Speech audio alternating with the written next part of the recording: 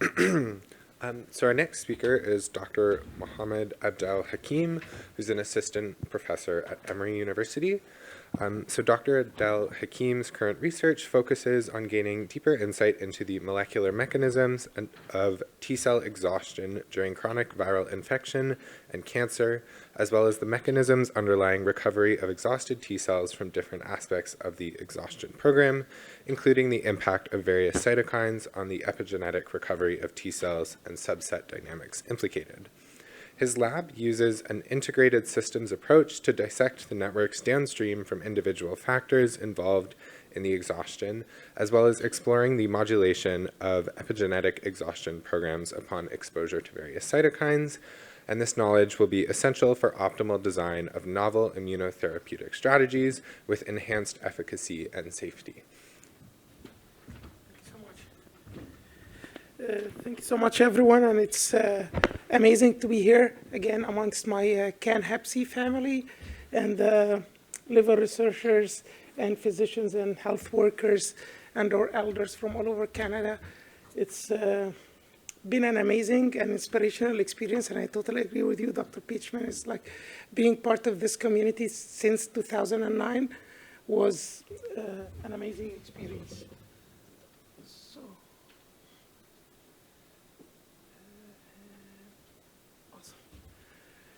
So first, like the land acknowledgement, and I would like to state that I'm originally from Egypt. My wife her family origins are from Palestine, from Gaza. So like we totally understand and share the pains that accompany colonization and those negative events that unfortunately some human beings inflict on others. Today I'm not here to talk about this. I'm rather talking about another subject which is also very dear to me, which is T-cell differentiation or T lymphocyte differentiation in the context of chronic diseases. So I would like to thank the organizers for this amazing invitation. And again, I would like a disclaimer, I'm a hardcore CAN Hepsian, so I like it wasn't an option to accept or not to give the talk. So why do I love T cells or immune cells in general so much? Is because like they receive so many signals. So like I'll try. I don't know if I'll be able to do an amazing job like Dr. Thomas Pitchman, but I'll try to make this presentation friendly to non-immunologists. So immune cells, especially speaking about T lymphocytes, are able to recognize specific parts of foreign pathogens. We call them antigens or epitopes, and they recognize them through something known as the T-cell receptor. But this is not the only signal they receive. They receive other signals that we are known as co-stimulatory signals, and those are needed for priming and activation of those cells, especially if they are in what we call the naive state, which are immune cells of a baby born who have never seen any pathogen before. But also they need a sprinkle of what we call cytokines. These are proteins that are usually produced, again, by immune cells, but also other cells in the body, and those help more and more priming and activation of those immune cells. So I'm fascinated by the way the immune cells are integrating all of those signals, initiating an effector program so that they divide very quickly. Now they are huge in number. They go fight the pathogen, like the virus, the bacteria, or the tumor cells before they become a real problem. But I find it more fascinating that unlike, for example, liver cells, who are always within this liver context, those immune cells are circulating, they are initiated in the bone marrow, they go get educated in the thymus, then they go live in the lymph nodes, then they run everywhere. So they need to have this plasticity or flexibility in their biological programs to be able to adapt very quickly to very rough changes in the conditions. So again, a little bit of immunology 101. So a naive T cell would be sitting there in the lymph node minding its own business until the specific antigen or epitope or pathogen that it was created to fight, for example, whether it be flu or COVID, like SARS-CoV-2 virus, that it will start dividing and forming a huge number of what's known as effector T cells. And the way as immunologists, I know like people accuse us of being very highly complicated and trying to complicate things. We don't. So we try to tag those cells by specific markers or proteins that are expressed on their surface. So, for example, effector T cells in mice, we identify them by so many markers, but like, for example, one of them is KLRG1. Then the happy ending is that the pathogen is cleared, and now 90% of those cells are what we call terminally differentiated, so they disappear very quickly, but 5 to 10% of them persist sometimes for the whole life of the host. And this is what's known as memory cells. And this is the idea behind vaccination, is that we give a small piece of protein, not a real virus or a real bacterium, to train the immune system, because this operation takes a few weeks the first time, but for memory cells, it takes a few hours. So now if the real virus, the real pathogen comes, those memory cells will initiate the effector response very rapidly and quickly. Okay, that's a very nice scenario. And as I mentioned here, for example, we tag those cells by a marker known as CD127, which is a receptor to another cytokine that enables this rejuvenation of the cells slowly every now and then, so that, because like you don't expect the same cell to be living with you for 80 or 90 years. No, it keeps rejuvenating itself every few months, those memory cells. But now, and what we learned from immunology is that we started seeing 200, sometimes 300 markers as our technology developed, all coming up together or all coming down together. So we started realizing there must be a maestro, a playmaker, that's running the program, so that it tells either those 300 proteins, okay, go up, start getting transcribed and translated and showing up, or shut down. And these are what we call transcription factors. So these are like the playmakers of this program. So for example, for T memory, it's known as T cell factor 1. Okay, that's the ideal happy ending, but unfortunately, it's not always the case, because some viruses are like too stubborn. They don't want to go away. And some tumor cells we cannot clear, and unfortunately, they become cancer. So what happens then? So today, I know it's the HCV meeting, but I wanted to tell you a tale of two viruses. One of them is HCV, but the other is a very interesting mouse model, which I'm trying to do to draw an analogy here, because this virus known as LCMV, it infects mice normally, so it's not like synthesized or anything, in nature. So Dr. Armstrong in 1936, more than 100 years ago, he discovered this. I don't know if this, it only works on the computer. So he discovered this strain, Armstrong with an A, because it causes acute infection in mice. And in 1984, Dr. Rafi Ahmed, who's at Emory, discovered or was able to isolate another strain of the virus. So he tried strain 1, and it was the same as Armstrong. Strain 2, he's a virologist, so he keeps playing with the virus in a good sense. And then until clone 13. So in his case, 13 was the lucky number, because when he infected mice with this clone, although it only differed by 2 amino acids. So this virus, it has around 10,000 amino acids. Clone 13 differs by only 2 amino acids, but it causes chronic infection. So from our point of view as immunologists, that's awesome. That's a perfect, not perfect, but a very good model, because you can study responses to almost twin viruses in 2 groups of mice, one infected acutely and chronically. And that's very similar to the case of HCV. It's the only known human virus which in immunocompetent adults, around 1/4 or 1/3 of people who get it are actually able to cure it, as if it's flu or COVID or something, but unfortunately, the rest become chronic. And through these viruses, like, first of all, it's a disclaimer, hundreds and hundreds of researchers in the past 40 or more years have been doing amazing work in defining this, but of course, for the sake of time and simplicity, I'm unable to mention everyone or to go into deep details about all of the work that I'll even be presenting. So the first thing we started knowing by drawing, like before 1984, we were able to know a little bit of characteristics about effector and memory T cells, but now by drawing this contrast between effector and what became coined as a term in the literature, exhausted T cells that are forming during chronic disease. So the first thing is that here what we're showing are dot plots. I'm going to be showing a lot of these, but very, very simply, each dot of these represents a cell, and the x-axis represents something and the y-axis represents another thing. So all what you care about here are the percentages. Those are the percentages of the CD8 T cells or T lymphocytes that are targeting specific antigens or epitopes or pieces of the LCMV virus. And you can notice in blue there, the Armstrong, that you have a very high percentage of these, but much lower percentages in the chronic setting. And again, in HCV, work by Dr. Andrea Cox 20 years ago has shown this, that in the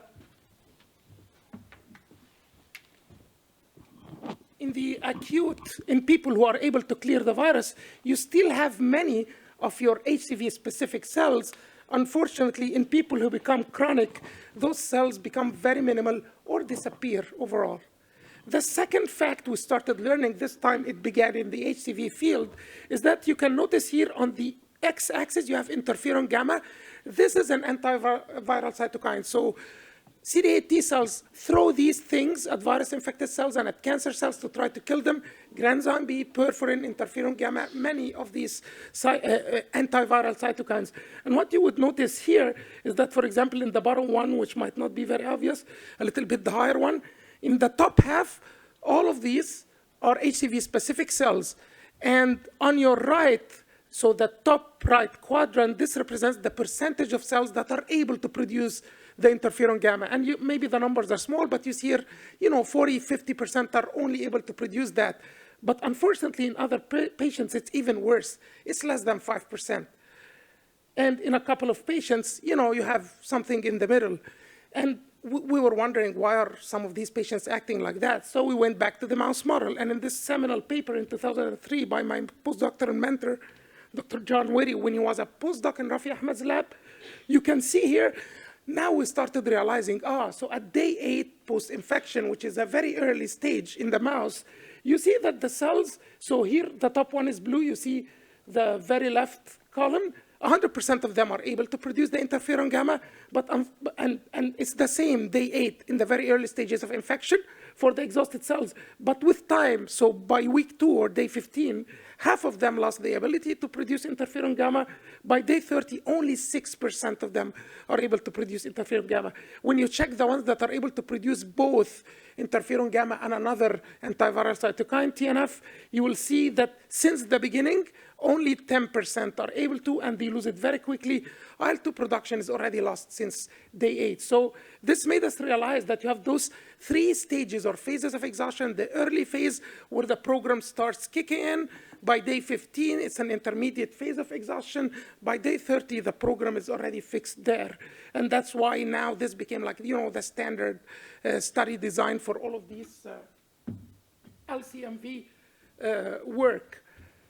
And again, if we see this on graphs in white, this is the acute infection. You see they are able to produce interferon gamma, TNF alpha, IL-2 all the time. But the ones in black, you see interferon gamma was there at the beginning, then it disappeared. TNF alpha was very minimal. IL-2 since the beginning was lost. So we started realizing, okay, there is this hierarchical loss of function or of the different functions, which indicates to us that the program is kicking in stages.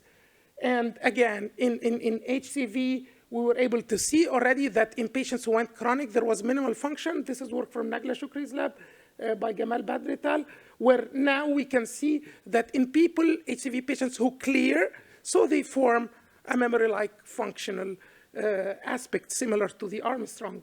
The third aspect, now we go, okay, this is what we call a heat map. What's a heat map? It's each line of these represents one gene. And here you see, for example, down there, the normalized expression. So 2 in red means this is something that's very highly expressed. And blue, means very low expression. White is like an intermediate expression. So as you can appreciate here, is that, for example, for naive cells, you see that the messenger RNA, so this is measuring transcription, measuring the transcription, the level of messenger RNA that's being transcribed from the different gene. You will see that there in this top, what we call cluster, and scientifically we call it a cluster, there is a cluster of genes that's very characteristic of naive. So it's very high in naive, but much lower in other cells. And then there is a cluster that's very high in effector cells, other clusters that are higher in memory cells, and now there is this very, very characteristic cluster of T-cell exhaustion. So these exhausted cells have a bunch of messenger RNA transcribed from a bunch of genes that are very different from other cell states, whether the naive or the effector or the memory that happens or originated during the acute. HCV, same. So if you compare chronic patients versus recovering patients, you see like not black and white, but orange and blue, which means like they are very, very different. And again, this is what we call a PCA. So each dot that's closer to each other means they are similar, and further means they're very much different. And you can see that the recovering are much different from the chronic. Again, a study from Nagla Shukri's lab. Fourth, they have a very unique cellular phenotype. So actually, they are expressing things and molecules and proteins that are not even expressed by, or expressed at very, very, very low levels by effector and chronic cells that are happening during the acute infection. Most famous one, which I think like even most physicians and pharmacists and everybody is not doing research is very familiar with, is program death 1 or PD1 and LAG3 and others. So now we discovered that even as the cells become more and more exhausted, they are expressing not only one, but several of these. So they started calling them inhibitory receptors because these are the ones that actually bringing the function down.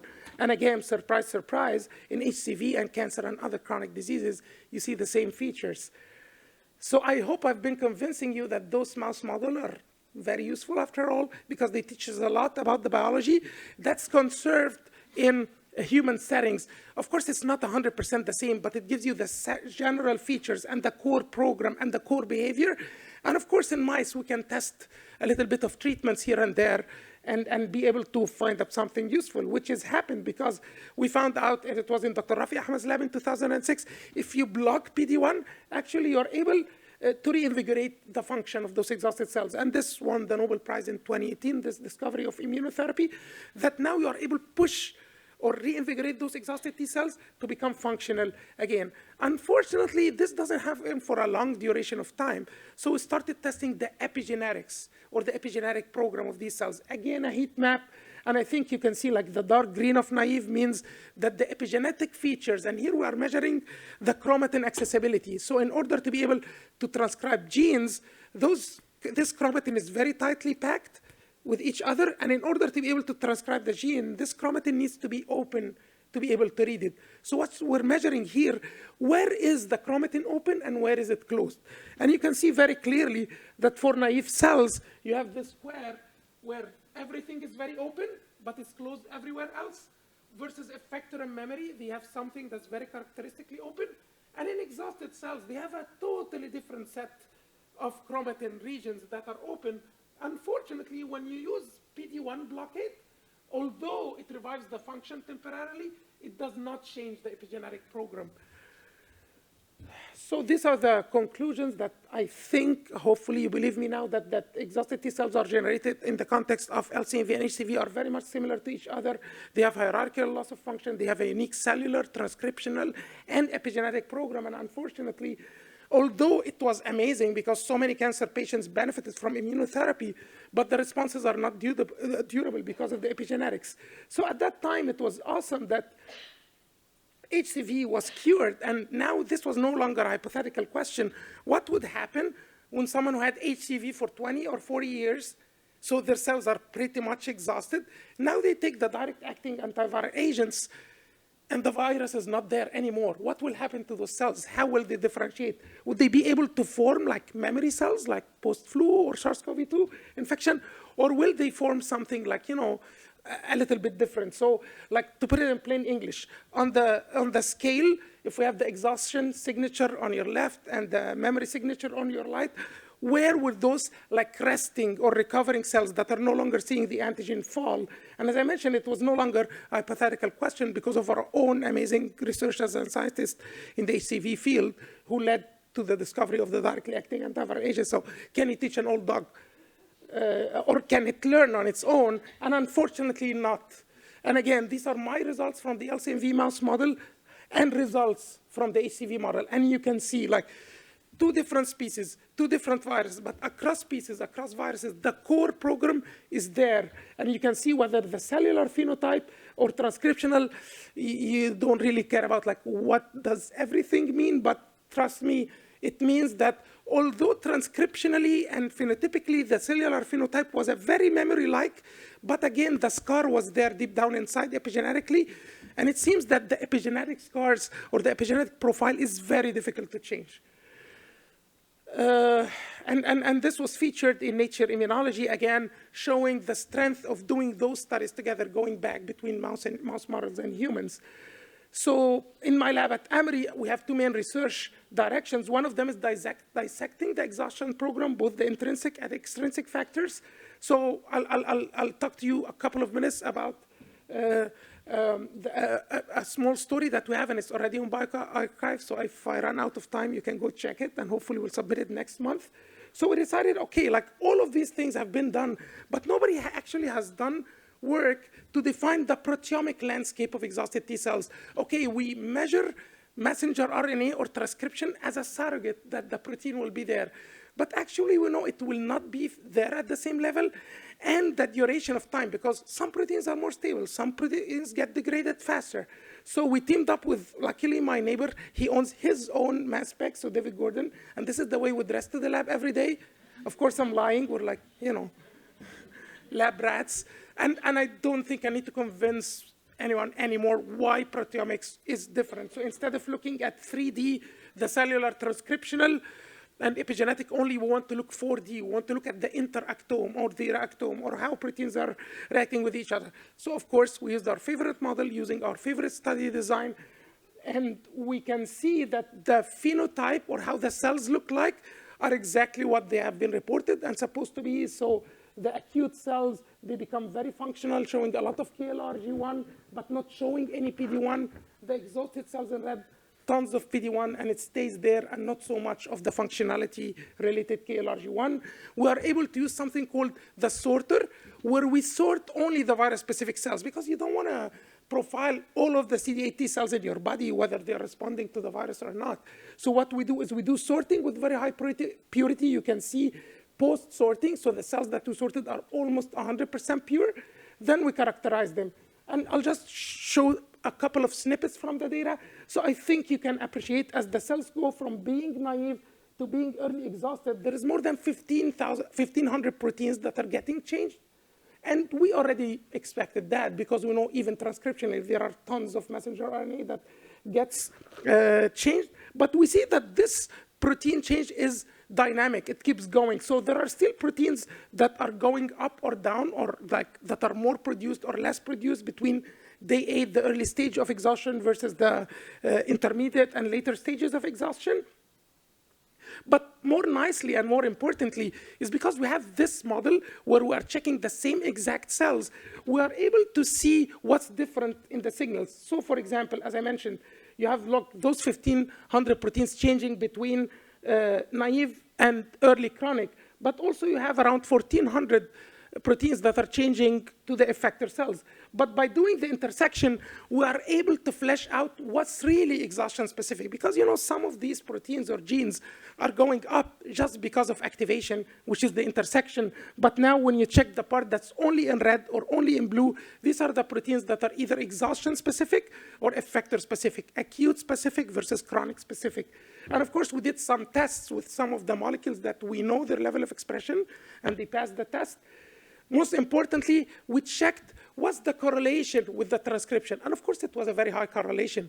But what we would like to focus on, as I mentioned, this is already on bioarchive, are this small number of proteins that have not been extensively studied before because they were not highly significantly different in their transcription level. So currently, this is what we're doing. We're screening their proteins. And like, you know, sometimes even one protein difference would make a difference. This is a study from Switzerland where they show that this one protein difference in cells that are targeting hepatocellular carcinoma induced by chronic viruses, hepatitis B and C, can make a difference for immunotherapy. So this is what we're screening now.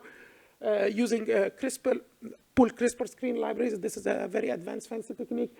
And We also performed the phosphoproteomic profiling, and all immunologists know the pain of trying to do phosphoflow. Now we can perform agnostic phosphorylation level assays, and we did that, and we were able to trace the differences in phosphorylation states to kinases. And why is this very important? It's important because there are currently 76 approved FDA kinase inhibitors. So all what we're doing now is we're trying to screen those kinase inhibitors and see how they impact the exhaustion biology. I think, of course, screening the novel targets what we're doing right now, but also other immune cells. And like there are so many labs, whether HCV, working on HCV or LCMV, that are trying to dissect also CD4s, B cells. The immune system is working together. No cell is working in silo. And by modulating and minimizing the impact of chronic disease on those exhaustion states of all immune cells together, this is much better. So the key take-home message is that those deeper insights into this basic biology, even though it's in mouse models, it's very important because this is what informs the rational design of novel immunotherapies and novel therapies and novel vaccines in general. We have so much more going on in the lab, but we're also studying the impact of pre-existing chronic disease on vaccination, because you do not expect someone who already, unfortunately, is living for 30, 40 years with HIV, HBV, HCV cancer, that they will respond to vaccines as efficiently. Yes, maybe the effector response, but our data shows that the memory response is very compromised, but that's for another day. So you can find us online, but of course not on Twitter anymore, on Blue Sky. The lab website should fly tomorrow or first week of March, hopefully. I would like to thank, of course, the superheroes who performed the experiments, Hakeem lab members, everybody who worked and collaborated on this project. I'm part of an amazing big team, the Pathology Advanced Translational Research Unit led by Dr. Rafik Pierre-Sekali, who was one of the biggest immunologists already here in Montreal, now at Emory. Part of Emory Vaccine Center led by Dr. Rafi Ahmed, again, one of the most amazing immunologists there. We're part of the Winship Cancer Institute. I'm also responsible for recruiting PhD students, but I don't know, if I would, anyways, we'll see what happens, but at least I could make my flight. I don't work for the government, so I can still travel. I can, hypothetically. I don't know if they will let me back in. So yeah, let's see. Like you can touch base if a master's or bachelor student is interested in the Emory PhD Cancer Biology program, they can contact me. If things don't go well, then I might be contacting you to come back to Canada. So awesome. Thank you so much, guys.